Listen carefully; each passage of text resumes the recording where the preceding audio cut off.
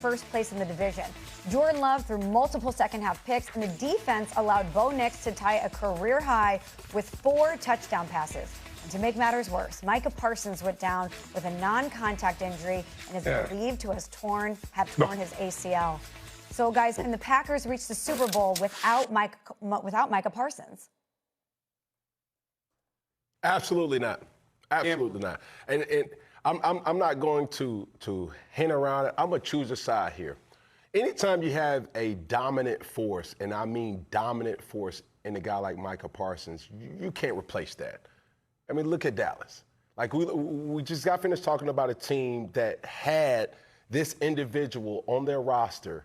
And you mean to tell me, with that type of offense that Dallas had, to add in a league's leading 64 quarterback pressures by one specific individual, that would not have converted into any type of wins?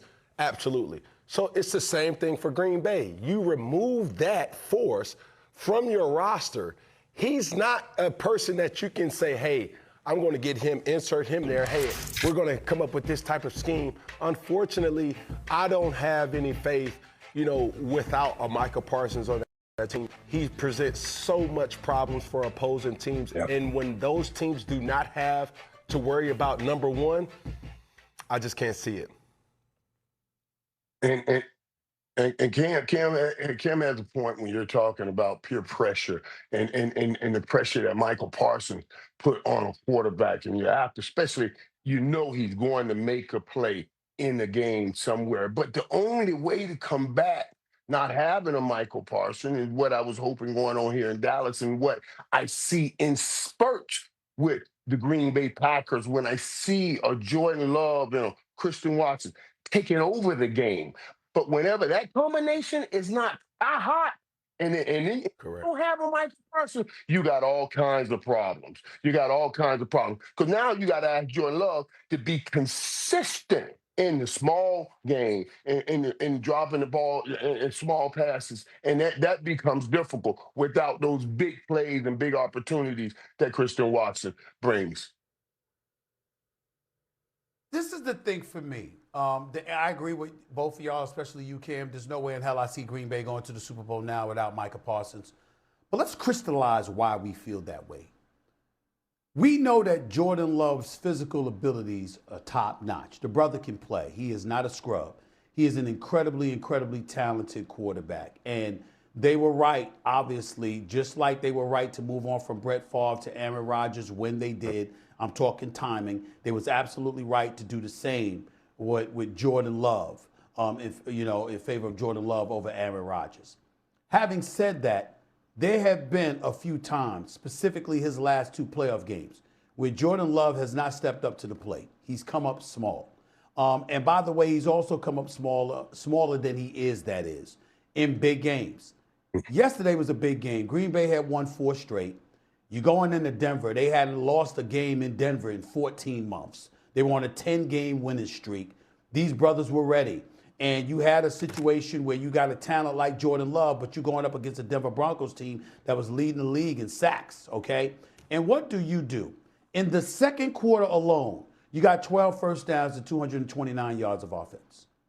The remaining 3 quarters, the first, the third, and the fourth, 133 yards and 7 first downs. You see what I'm saying? This is what happens. It's not quite like the Cowboys where you're waiting for it, but it's somewhat that way where you anticipate it's coming and you're just saying, Jordan Love, when is this man, when is that Jordan Love going to show up? Because we all know that when the games get big, and especially that pressure rate rises, because you had Denver pressuring him on like 52% of his passes, which is the most he's been pressured all year long. Somehow, some way, he doesn't respond. This was his worst passer rating of the entire season. Now, you got to give Denver credit because their defense is elite. Right. This is a team that very well may be representing the AFC in the Super Bowl. Bo Nix can ball, y'all. Cortland Sutton can ball, y'all. R.J. Harvey can ball. You look at and they're like cardiac kids. These brothers show up when it counts, and the defense is ferocious. They coming for you. I mean, I love their defense. I love Houston's defense. My God, what would happen if they're going up against one another? It would be really interesting to see that. But in the end, what it comes down to is Jordan Love. At some point, You know, like look at the last one. You got 1:03 left in the game. You got one last chance. You got to go down and score a touchdown. Fellas, first, second, third, fourth down. He didn't complete one pass. Not one pass. Not one first down.